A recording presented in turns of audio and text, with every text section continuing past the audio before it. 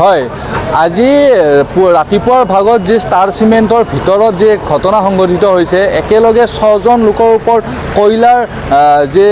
কয়লা গাঁত পৰি এজন লোকৰ কয়লা মুখেৰে সোমাই মৃত্যুবৰণ হোৱা বুলি আমি জানিবলৈ পাইছোঁ, যিজনৰ নাম আছিল শিৱা তিৱাৰী। তাৰ পিছতে আমি আমাৰ যি চামতাত স্থিত ষ্টাৰ চিমেণ্টৰ উদ্যোগ তাতে আহি কিনে আমি জানিবলৈ বিচাৰিলোঁ, তথ্য বিচাৰি আহিছিলোঁ। কিন্তু ইয়াতে আমি দেখিবলৈ পালোঁ ষ্টাৰ চিমেণ্টৰ গেটৰ ভিতৰত কোনো ধৰণৰ বহিৰাগত মানুহক যাব দিয়া নাই। আমাৰ তেখেতসকলৰ ফালৰ পৰা কোনো ধৰণৰ তথ্য প্ৰদান কৰা নাই। আমি তেখেতসকলক সুধিলোঁ যে তথ্য কিয় আপোনালোকে প্ৰদান নকৰে। তেখেতসকলে ক'লে যে আমি একো নাজানো, যি আছে ভিতৰৰ ওপৰৰ মানুহে জানে। আৰু এজন তাতে মানুহ আছিলে প্ৰশান্ত দত্ত বুলি, তেখেতে ইয়াৰে ছুপাৰভাইজাৰ। কিন্তু তেখেতক আমি অলপ আগতে যেতিয়া দেখিলোঁ ৰাস্তাত, আমি সুধিবলৈ ট্ৰাই কৰিলোঁ যে কেনেকুৱা ধৰণৰ আপোনাৰ ঘটনা সংঘটিত হৈছে, কিন্তু তেখেতে পলায়ন কৰিছে। তেখেতে ষ্টাৰ চিমেণ্টৰ যি গেট আছে গেটৰ ভিতৰত তেখেতে গুচি গ'ল। তাৰপিছত আৰু তেখেতক লগ ধৰিবলৈ কোনো মানুহক যাব দিয়া হোৱা নাই।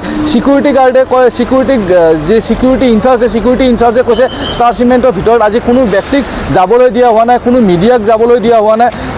এই ঘটনা যে ৰাতিপুৱা যি ঘটনা সংঘটিছে, এই ঘটনাত শ্ৰমিকৰ একো সুৰক্ষা নাই বুলি আমি জানিব পাৰিছোঁ।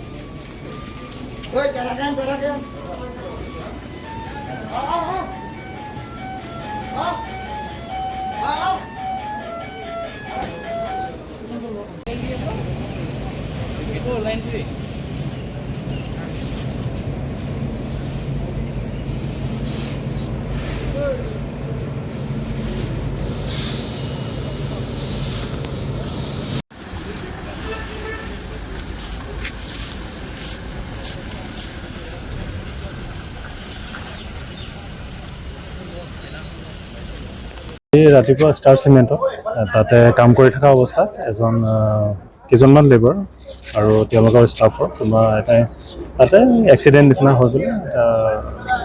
কেইজনমান ইঞ্জুৰি হ'ল আৰু এজনৰ আনফৰ্চুনেট ডেথ হৈছে। তাত এজ অফ ন ডেথ হিচাপত অকল এজন পাইছোঁ, বাকী কেইজনৰ ইঞ্জুৰি আছে। ইয়াত হোৱা নাই, তেওঁলোকৰ গুৱাহাটীত হৈছে ট্ৰিটমেণ্ট, তাত চলি আছে। তেওঁ আছে, আপোনালোকে পাব ৰিপৰ্টটো। শিৱা তিৱাৰী তেওঁ বাহিৰৰ হয়, ইয়াৰ অসমৰ নহয়। এতিয়া একো ক'ব নোৱাৰি বস্তুটো, যদিও মানে ডেড বডিটো এক্সামিন কৰা হয়, পষ্টমৰ্টম হোৱাৰ পিছতহে আমি ক'ব পাৰিম যে একচুৱেলি কি কাৰণে। একজেক্ট ইঞ্জুৰিটো আমাৰ ওচৰত আহি পোৱা নাই, আৰু চাগে কাৰোবাৰ যদি ট্ৰিটমেণ্ট চলি আছে সেইটো গম নাপাওঁ, কাৰণ ইয়াত ট্ৰিটমেণ্ট চলা নাই আমি গম নাপাওঁ। কিন্তু তালৈ গুৱাহাটী এপ'ল' হস্পিটেলত আজি ৰাতিপুৱাৰ ভাগত যি ষ্টাৰ চিমেণ্টৰ ভিতৰত যি ঘটনা সংঘটিত হৈছে একেলগে 6জন লোকৰ ওপৰত কয়লা গাঁত পৰি এজন লোকৰ কয়লা মুখেৰে সোমাই মৃত্যুবৰণ হোৱা বুলি আমি জানিবলৈ পাইছোঁ, যিজনৰ নাম আছিল শিৱা তিৱাৰী। তাৰ পিছতে আমি আমাৰ যি চামতাত স্থিত ষ্টাৰ চিমেণ্টৰ উদ্যোগ তাতে আহি কিনে আমি জানিবলৈ বিচাৰিলোঁ, তথ্য বিচাৰি আহিছিলোঁ। কিন্তু ইয়াতে আমি দেখিবলৈ পালোঁ ষ্টাৰ চিমেণ্টৰ গেটৰ ভিতৰত কোনো ধৰণৰ বহিৰাগত মানুহক যাব দিয়া নাই। আমাৰ তেখেতসকলৰ ফালৰ পৰা কোনো ধৰণৰ তথ্য প্ৰদান কৰা নাই। আমি তেখেতসকলক সুধিলোঁ যে তথ্য কিয় আপোনালোকে প্ৰদান নকৰে। তেখেতসকলে ক'লে যে আমি একো নাজানো, যি আছে ভিতৰৰ ওপৰৰ মানুহে জানে। আৰু এজন তাতে মানুহ আছিলে প্ৰশান্ত দত্ত বুলি, তেখেতে ইয়াৰে ছুপাৰভাইজাৰ, কিন্তু তেখেতক আমি অলপ আগতে যেতিয়া দেখিলোঁ ৰাস্তাত, আমি সুধিবলৈ ট্ৰাই কৰিলোঁ যে কেনেকুৱা ধৰণৰ আপোনাৰ ঘটনা সংঘটিত হৈছে, কিন্তু তেখেতে পলায়ন কৰিছে। তেখেতে ষ্টাৰ চিমেণ্টৰ যি গেট আছে, গেটৰ ভিতৰত তেখেতে গুচি গ'ল। তাৰপিছত আৰু তেখেতক লগ ধৰিবলৈ কোনো মানুহক যাব দিয়া হোৱা নাই। চিকিউৰিটি গাৰ্ডে কয়, যি চিকিউৰিটি ইনচাৰ্জে কৈছে ষ্টাৰ চিমেণ্টৰ ভিতৰত আজি কোনো ব্যক্তিক যাবলৈ দিয়া হোৱা নাই, কোনো মিডিয়াক যাবলৈ দিয়া হোৱা নাই। এই ঘটনা যে ৰাতিপুৱা যি ঘটনা সংঘটিছে, এই ঘটনাত শ্ৰমিকৰ একো সুৰক্ষা নাই বুলি আমি জানিব পাৰিছোঁ।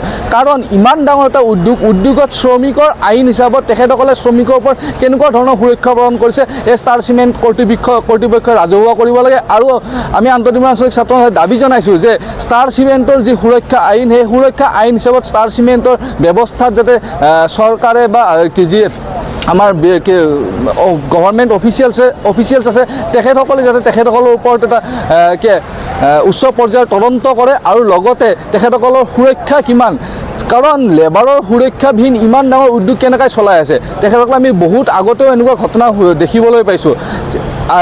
চৰকাৰক এইটোৱে দাবী যে এই ইমান ডাঙৰ ষ্টাৰ চিমেণ্ট উদ্যোগত যে সুৰক্ষা নাই, এইটো স্পষ্ট হৈ গৈছে। আৰু তেখেতসকলে যে গাপ দিবলৈ বিচাৰি আছে আজিৰ ঘটনাটো, সেইটোও স্পষ্ট হৈ গৈছে। এই ঘটনাক যাতে গাপ নিদিয়ে, আৰু এই ঘটনাটোৰ এক উচ্চ পৰ্যায়ৰ তদন্ত হ'ব লাগে। আৰু যিসকল ব্যক্তি এতিয়ালৈ হস্পিটেলত চিকিৎসাধীন হৈ আছে, সেই ব্যক্তিসকলৰ যাতে উচিত ক্ষতিপূৰণ হয়, আৰু লগতে যিজন ব্যক্তি এতিয়ালৈকে মৃত্যুবৰণ হৈছে, তেখেতৰ যাতে উচিত ক্ষতিপূৰণ তেখেতক দিয়ে, তাৰ বাবে আমি আন্তঃনিৰ্মাণ আঞ্চলিক ছাত্ৰ সন্থাৰ পৰা দাবী উত্থাপন জনাইছোঁ।